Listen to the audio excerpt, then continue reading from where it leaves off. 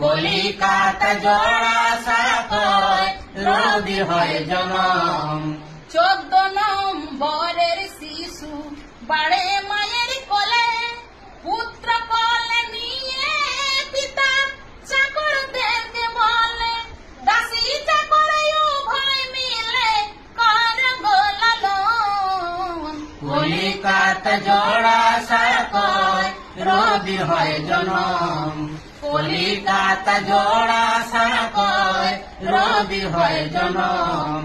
জানালা দিয়ে দেখে রবি পুকুর দেখা যায়, রামায়ণ মহাভারতের গল্পটি শোনায়।